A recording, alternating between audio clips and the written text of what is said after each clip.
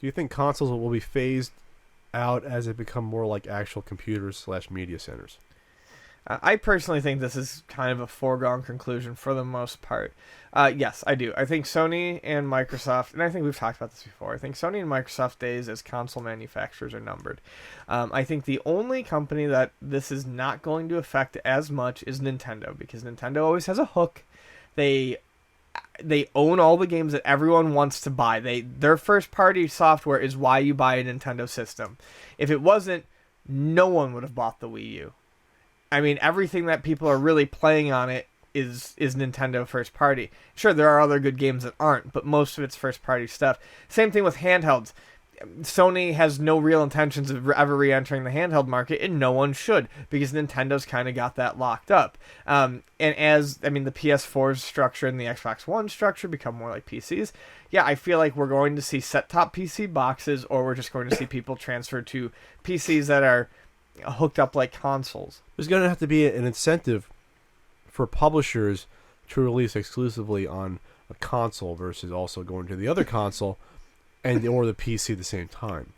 So they're going to be paid Microsoft and Sony have to pay these companies lots of money to come out exclusively on their system and not on PC. I'm going to throw PC in there just as an alternative at the same time, because otherwise, what's the point? Well, we're already seeing this weird thing happen where people are like, Street Fighter V is exclusive to the PS4, but it's not. It's also on PC. We're already starting to see a slip in like the importance of these exclusivities, because timed exclusives. Oh, I gotta wait an extra 6 months. Boo fucking who? Or you can't get this game if you don't own a PS4, except for I have a PC, and yes, I can.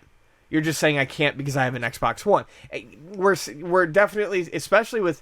It's funny, like, once again, because the Wii U is a drop in the bucket. It's not really doing anything, yet it is the one that I feel like is the most immune to this sort of shit. Yeah, because Nintendo, first and foremost, is a toy/video game company. Right. Once consoles die, Nintendo will still be marketing their video toys. Yeah, and you want to play a Mario game?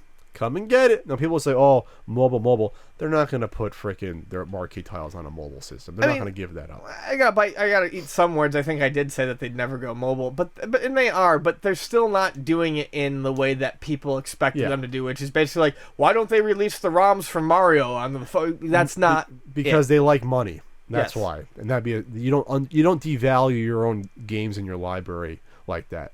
Yes. If you're a smart company, you have people come back for more. And you have the sort of people are like, oh, they should, just give it up and become a software company. Why? When they've made so much fucking money forcing people to buy their console to get the games exclusively. Right. Like, why would they throw that away? Because you want them to? That's not a real reason. You're not going to make it a CEO, buddy. Sorry. That's like someone who thinks they could own a retro video game store, but tells me that because they don't want to pay the price everyone else is paying, that they should pay a cheaper price for a game. They want to buy a retro video game store. You said they want to buy. No. I'm just saying, like people. They a lot of times people refuse to look at the other side of business.